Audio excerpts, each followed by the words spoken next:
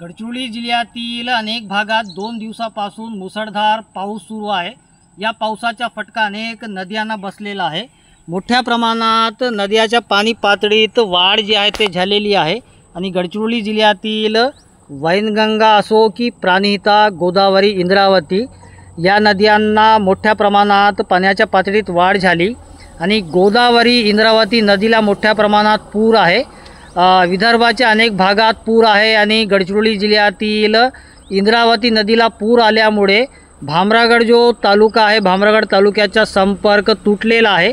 जवळपास भामरागड तालुक्यातील 40 जे गावे आहेत ते जिल्हा मुख्यालयाच्या संपर्काच्या बाहेर आहेत आणि या 3 महिन्यात 6व्यांदा भामरागड तालुक्यात पूर परिस्थिती निर्माण झाली आणि छत्तीसगड राज्यातही मुसळधार पाऊस सुरू आहे। या पावसाचा फटका इंद्रावती नदीला बसत आहे।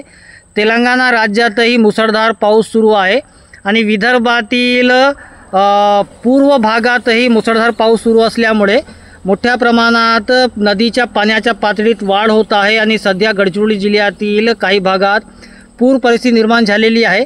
भामरागड तालुक्यात सतर्कतेचा इशारा देण्यात आलेला आहे। आपत्ती व्यवस्थापन सतर्क आहे आणि अलर्ट मोडवर भामरागड वासियांना ठेवण्यात आलेला आहे, कारण की या अगोदरही मोठ्या प्रमाणात पूर रात्रीच्या वेळी वाढला होता आणि सध्याही पूर परिस्थिती भामरागड तालुक्यात निर्माण होत आहे।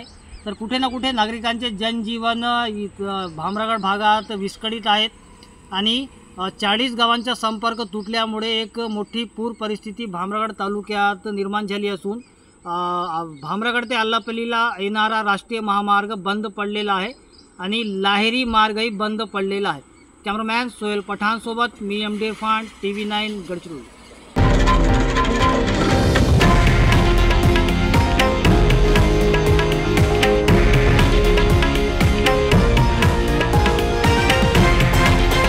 हे आहे देशातील नंबर 1 न्यूज नेटवर्क आणि आपण पाहत आहात TV9 मराठी, एकमेव।